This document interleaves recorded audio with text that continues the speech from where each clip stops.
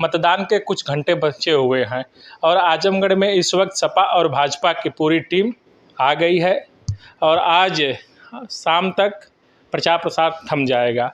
हमारे साथ इस समय उत्तर प्रदेश युवा मोर्चा के प्रदेश अध्यक्ष जी, विधान परिषद सदस्य प्रांशुदत्त द्विवेदी जी हैं, जो जिनकी आजमगढ़ से लगा के पूरे प्रदेश में बहुत बड़ी फौज है और युवाओं के आप चहेते हैं। सर, आप आजमगढ़ में हैं, लगातार जनसंपर्क कर रहे हैं, क्या माहौल देखने को मिल रहा है? देखिए, अभी विधानसभा के चुनाव हुए और विधानसभा चुनाव में भाजपा को प्रचंड जीत मिली है। निरहुआ जी के बारे में ये कहूँगा कि निरहुआ जी पिछला चुनाव लड़ने के बाद लगातार चूंकि क्षेत्र में रहें, लोगों के बीच में रहें, सुख दुख में रहें, कोरोना से लेकर हर जगह सेवा करी है, तो लोगों में निरहुआ जी के प्रति एक उत्साह है और इस बार लोकसभा चुनाव में जनता उनको अपना स्नेह देगी और उनको जिताएगी। आप लगातार जनसंपर्क कर रहे हैं, क्या माहौल देखने को मिल रहा है? नहीं, पूरा वातावरण मुझे भाजपा और निरहुआ जी के पक्ष में मिल रहा है। भाजपा, योगी जी, मोदी जी के प्रति भी जो आकर्षण है, लोग चाहते हैं कि अब प्रदेश में सरकार बनी ही गई है तो इस जनपद का भी विकास हो। डबल इंजन की सरकार है, केंद्र में भी सरकार है, प्रदेश में भी सरकार है और निरहुआ जी का व्यक्तिगत भी जो है यहाँ आकर्षण है, लोगों में उनके प्रति स्नेह है। तो मुझे लगता है कि यहाँ जो वातावरण है भाजपा के प्रति है। जब पूरे प्रदेश में आपके दल की भाजपा की लहर थी, उस वक्त भी समाजवादी पार्टी ने यहाँ से 10 विधानसभा में 10 विधानसभा चुनाव जीती थी और लगातार समाजवादी पार्टी के लोग करें हमारा गढ़ है, हमारा परिवार है, हमारा घर है, हम बहुत ज़्यादा वोटों से जीतेंगे, कहीं भाजपा हमसे लड़ाई में नहीं है। क्या कहना चाहेंगे? देखिए, हर चुनाव की अलग परिस्थिति होती है। मैं जिस क्षेत्र से एमएलसी हूँ, फर्रुखाबाद इटावा क्षेत्र से हूँ और इटावा भी समाजवादी पार्टी का गढ़ कहा जाता था, लेकिन इस बार वो किला ध्वस्त हो गया और बम्पर वोटों से मेरी सीट जीती है। तो ये आजमगढ़ भी विधानसभा चुनाव में तमाम लोगों को एक गलतफहमी हो गई थी कि समाजवादी पार्टी की सरकार आ रही है, लेकिन आपने देखा कि पूरे प्रदेश में बहुमत आया। हाँ, आजमगढ़ में हम लोग जरूर पीछे रहे, लेकिन अब जब सब लोग जानते हैं कि प्रदेश और केंद्र में हमारी सरकार है तो सब लोग विकास का जुड़ना चाहते हैं और यहाँ पर भाजपा को लोकसभा चुनाव में विजयी बनाएंगे। लगातार आप जनसंपर्क कर रहे हैं, गांव-गांव जा रहे हैं, हम लोग लगातार देख रहे हैं, युवाओं की फौज आपके पास बहुत बड़ी है, तो क्या यह जितने युवा आपके साथ चल रहे हैं, टहल रहे हैं, सारे मतदान आपको कर रहे हैं? बिल्कुल, जो मोदी जी, योगी जी की योजनाएं हैं, जो सरकार युवाओं को केंद्र में रखकर जो योजनाएं चला रही है, तो नौजवानों में आकर्षण है भाजपा के प्रति और सारे नौजवान जुटे हुए हैं, भाजपा को वोट देंगे और निरहुआ यहाँ से जीतेंगे। द्विवेदी जी, एक सोशल मीडिया बहुत तेज़ी से वीडियो वायरल हो रहा है लगातार दिनेश लाल यादव निरहुआ का कि सपा का गढ़ लगातार आप जनसंपर्क कर रहे हैं, गांव-गांव जा रहे हैं, हम लोग लगातार देख रहे हैं, युवाओं की फौज आपके पास बहुत बड़ी है, तो क्या यह जितने युवा आपके साथ चल रहे हैं, टहल रहे हैं, सारे मतदान आपको कर रहे हैं? बिल्कुल, जो मोदी जी, योगी जी की योजनाएं हैं, जो सरकार युवाओं को केंद्र में रखकर जो योजनाएं चला रही है, तो नौजवानों में आकर्षण है भाजपा के प्रति और सारे नौजवान जुटे हुए हैं, भाजपा को वोट देंगे और निरहुआ यहाँ से जीतेंगे। द्विवेदी जी, एक सोशल मीडिया बहुत तेज़ी से वीडियो वायरल हो रहा है लगातार दिनेश लाल यादव निरहुआ का कि सपा का गढ़ माना जाता है और इसको अखिलेश यादव जी ने गढ़ को अपने पोखरी बना के छोड़ दिया, क्या कहना चाहेंगे इसमें? देखिए, मैं तो एक ही बात कहता हूँ कि अगर देखा जाए तो सैफई परिवार प्रदेश के अन्य यादवों का भी हक मारने का काम कर रहा है। यादव समाज में तमाम नेता हैं, ये अंततः ये सैफई से उठकर लोगों को यहाँ लड़ने के लिए क्यों भेजा था? क्या लोकल कोई यादव नेता नहीं मिल रहा था? मेरा मानना ये है यहाँ का यादव समाज भी निरहुआ जी के साथ खड़ा होगा और भारी मतों के साथ भारतीय जनता पार्टी को जिताएगा। अब ब्राह्मण समाज से आप आते हैं, ब्राह्मण समाज का बड़ा चेहरा जाने जाते हैं, क्या लगता है कि आप लोग जो जनसंपर्क कर रहे हैं, ब्राह्मण समाज पूरी तरह से भारतीय जनता पार्टी के पक्ष में और मतदान करेगा?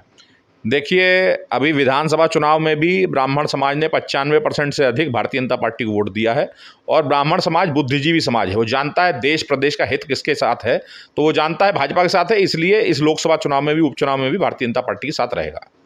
प्रदेश अध्यक्ष जी, आप लगातार 75 जिला का दौरा कर रहे हैं और आजमगढ़ में भी लगातार बने हुए हैं, गांव-गांव जा रहे हैं, क्या जिस तरह से विकास होना चाहिए था आजमगढ़ का, उस तरह से विकास है?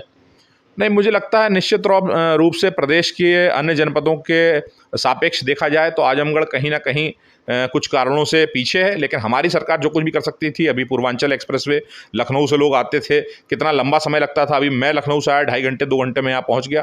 तो भाजपा की सरकार विकास करना चाहती है और उसके लिए भाजपा का जनप्रतिनिधि यहाँ से होगा तो निश्चित तौर से नई नई योजनाओं से आजमगढ़ को जोड़ेगा और निरहुआ यदि जीतेंगे तो आजमगढ़ का विकास होगा। अच्छा, एक चीज़ तमाम लोग कह रहे हैं कि जब विधानसभा 2022 का चुनाव हो रहा था और जो वर्तमान में भाजपा प्रत्याशी दिनेश यादव निरहुआ हैं, उन्होंने पूरे विधानसभा में 5 दिन भी वक्त नहीं दिया, अपने चुनाव में लगातार बने हुए हैं। क्या उसकी भी कुछ शिकायतें आप जैसे लोगों तक आ पाई है क्या? नहीं, ऐसा कुछ नहीं है। हम तो जहाँ जाते हैं वहाँ ये लोग कहते हैं कि पहले सोचा था कि निरहुआ कलाकार हैं, लेकिन निरहुआ एक नेता के तौर पर भी यहाँ लोकप्रिय हैं, यहाँ लगातार लोगों के बीच रहे हैं, लोगों की सेवा करी है, तो सब लोग निरहुआ जी के लिए पॉजिटिव हैं और इसलिए निरहुआ के पक्ष में वातावरण दिखता है। आजमगढ़ के लोग अगर आपको मौका देते हैं तो जिस तरह प्रांशु दत्त द्विवेदी जी एमएलसी साहब प्रदेश अध्यक्ष युवा मोर्चा अपने टीम को लेकर गांव-गांव जा रहे हैं, उसी तरह मौका के बाद भी प्रांशु दत्त द्विवेदी जी आजमगढ़ में आएंगे और उन लोगों को धन्यवाद। द्विवेदी जी एमएलसी साहब प्रदेश अध्यक्ष युवा मोर्चा अपने टीम को लेकर गाँव-गाँव जा रहे हैं, उसी तरह मौका के बाद भी प्रांशु दत्त द्विवेदी जी आजमगढ़ में आएंगे और उन लोगों को धन्यवाद ज्ञापित करेंगे, क्योंकि समाजवादी पार्टी के लोग कहते हैं ये लोग चुनाव में आते हैं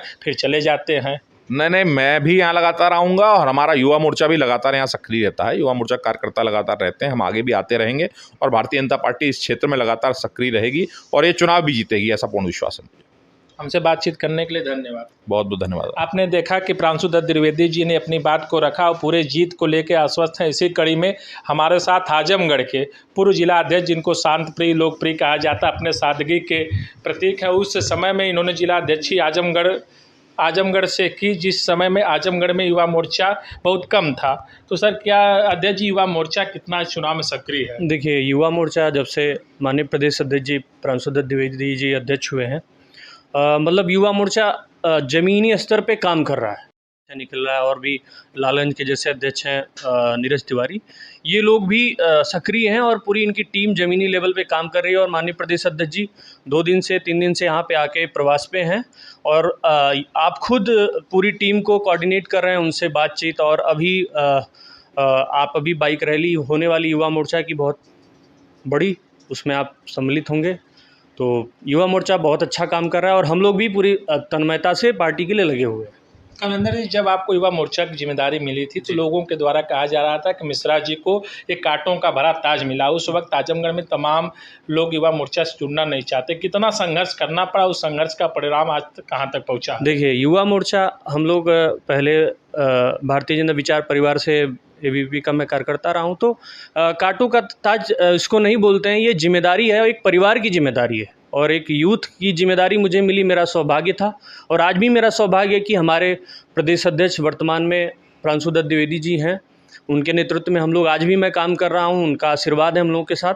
और वो कांटों भरा ताज नहीं है, वो एक जिम्मेदारी है जिसका निर्वहन हमने अच्छे से किया और आज भी अगर मुझे कहीं भी जिम्मेदारी मिलती है मैं उसका निर्वहन करता हूँ। लगातार आपके साथ युवाओं की टीम है और जो तमाम युवा कहते हैं कि हम लोगों का सम्मान जो होना चाहिए कहीं ना कहीं मिल नहीं। भारतीय जनता पार्टी या भारतीय जनता युवा मोर्चा विचार परिवार जो भी है, यहाँ जितना सम्मान युवाओं का कहीं नहीं है। और मैं इस चीज़ का मैं खुद वो हूँ कि मेरे ऐसा छोटा एक कार्यकर्ता, मैं मंडल अध्यक्ष रहा, बूथ अध्यक्ष रहा, फिर मंडल अध्यक्ष बना, आईटी का मैं तमाम दायित्व पर रहा। 2010 से मैं लगभग सक्रिय हूँ। मुझे कभी कोई अपने मतलब सम्मान में कोई कमी नहीं महसूस हुई और हमेशा सम्मान मिलता है। और भारतीय जनता पार्टी का इसलिए मैं आभारी भी हूँ कि हम लोग ऐसे छोटे कार्यकर्ताओं को यहाँ तक, और समाजवादी पार्टी में ये सब संभव नहीं है। वो सफ़ेद जो भी चीज़ें हैं सफ़ेद तक रह जाती हैं, चाहे वो कोई बड़ा दायित्व हो, चाहे कोई उम्मीदवार किसी पद का हो, वहीं तक रह जाता सीमित। लेकिन भारतीय जनता पार्टी में छोटा से छोटा कार्यकर्ता बड़े लेवल पे, आप प्रदेश अध्यक्ष जी हमारे बूथ अध्यक्ष से शुरू किए और आज प्रदेश अध्यक्ष हैं, राष्ट्रीय टीम में रहे हैं और आप इस समय एमएलसी भी हैं, तो यहाँ सम्मान की कोई कमी नहीं। कमलेंदर जी, एक सवाल है, तमाम लोग बाहर बात करते हैं, चूँकि आजमगढ़ जिला छोटा, लोगों का इकट्ठा होना एक ही जगह कलेक्ट्रेट चौराहे से लेकर रहदोपुर तक होता है। लोग कहते हैं युवा मोर्चा के कार्यकर्ता उत्तेजित होते हैं, लेकिन कमलेंदर बहुत शांत स्वभाव के हैं, इसका क्या राज? देखिए, ये विचार परिवार का संस्कार है। आप हमारे प्रदेश अध्यक्ष जी का भी आपने इंटरव्यू लिया, तो आप उनसे देखिए कि वो कितने शांत हैं। तो हम लोगों के अंदर तो वो खून में है कि जहाँ राष्ट्र की बात आएगी, जहाँ राष्ट्रहित की बात आएगी, जहाँ देश के लिए हमको, तो हमारा खून तभी उबाल लेगा। अब हम दंगा करने के लिए थोड़ा ना हमारा खून उबाल लेगा।